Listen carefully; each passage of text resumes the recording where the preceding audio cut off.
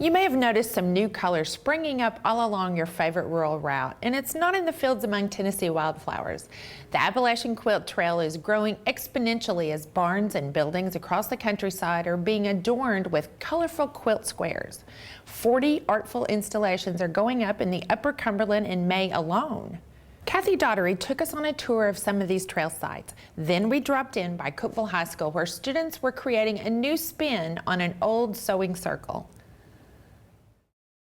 This is Barbara Tollison's, and what she is doing here, she is taking a quilt that has been in her family, the quilt top.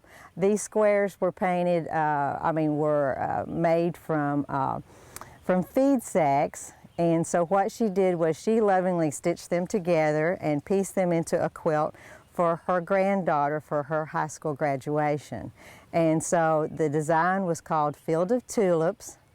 And so one of the squares on the quilt has been painted onto a 4x4 by Cookeville High School art students in Cephas Ablakwa's class. And so it is going to be placed on the front of the garage building that you see behind me. We've worked on about 10 of them so far.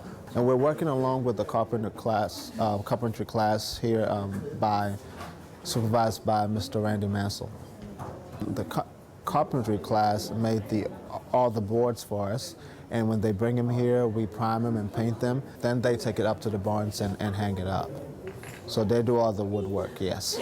It is a good collaborative effort between the two of us, yes. And we try to work together during the year, like on prom and different things like that. I've been very surprised. You know, you always see one or see a setting, but every time the next one comes in or the next setting comes along, then you discover a new favorite. And what we have found with the students doing this, I've just been blown away by what they have done. There's one by, I think it's off Dry Valley Road on an old barn, just hanging up a quilt project. First I thought it was a real quilt. But the more I looked at it, it was actually just wood just painted on there, which I thought was quite amazing.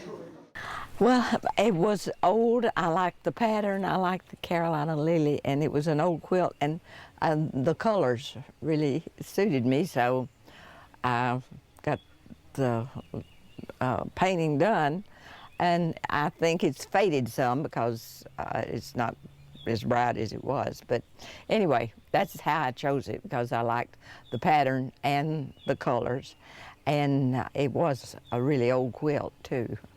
I liked quilts all my life and thought when I was a little girl I would see my grandmother quilting, and I'd think when I get old I'm gonna quilt, which probably meant 30 years old or something like that. To get an old quilt that has not been treated too good and make it look, you know, patched, or put a border on it, or do something that makes it look better, has really been a pleasure to me. I've enjoyed it. I'm told that in the past there was some kind of red bugs that they mixed up some way and dipped the materials in and made the red material. Now, I don't know where you go to find that information, but don't do that, kitty cat. What's transpired, like in some of the other areas in Tennessee and in other states where they have these quilt trails, they've seen an increase in the community and economic development based on the quilt trails, and especially in sites where there are businesses and places of interest where they're located. And so it's increased, you know, sales and opportunities for jobs and for that type of thing, where the quilt sites are located in connection with the businesses. And so it just helps out the local economy, you know, in many, many more ways. But in Northeast Tennessee, where there's the Follow the Quilt Trail, and also where there's the Appalachian Quilt Trail, which really covers all of Tennessee, you know, they have also expanded into having guided quilt trails, which we're going to have one this fall in connection with the Upper Cumberland Quilt Festival. And our guided quilt trail is going to be held on September the 16th and 17th. And so those type of things have just, you know, helped the local economy too, because you not only go to sites such as this, but you also have opportunities to visit the local shops. You have an opportunity to dine at a local restaurant, and that just generates, you know, money which turns, you know, hands over to into your local dollars. We've had this quilt since my grandma died in her estate sale, and I was on the Crooked Road in Virginia and saw some of these quilts and got interested in it. And I thought it'd be neat, and when I heard that this program was coming up, I thought it'd be neat to get this quilt on there. They're starting to understand excellence, because they understand now that, okay, this is not just for me, this is not just for a grade, but someone is actually gonna have this at their house or in their barn. So they understand that excellence about it, that, okay, this line's not straight, we need to get it straighter, this paint is too thin. So I think that was one thing that really came out of this that they hadn't got from previous exercises, because most of the time, if they get too tired or fed up with an exercise, it says, well, I just take the grade I get on it. But with this, there's no taking the grade you get on it, because whoever is going to have it on their barn, so you have to do the best you can, and you're gonna have to keep redoing it until we get it correct. I remember they used to get so frustrated based on a drawing because they're like, it doesn't look right, erase, whole thing, start over again. It just took a lot of time, but it turned out really nice. I spent 9 weeks working on that. It's quite an honor to get it hung up and looking nice. I'm just going to be really excited to see it. Yeah. Well, my mother and father still lives on this farm. My father's 87, mother's 86.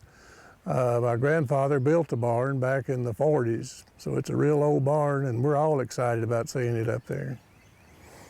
Quilters are, in my mind, the original recyclers. They took, you know, everyday ordinary things around them, and they turned them into works of art.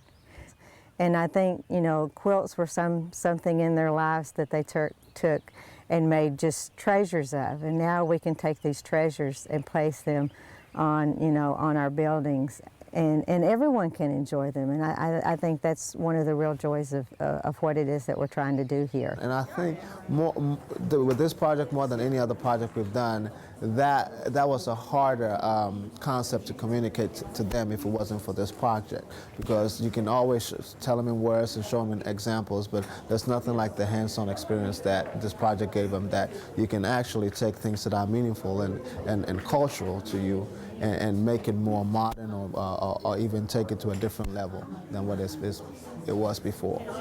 And I can't wait to see them up on the buildings and up on the barns and everything too, because what I would have thought that they might have done with them, it has just you know, surpassed what my imagination would have thought.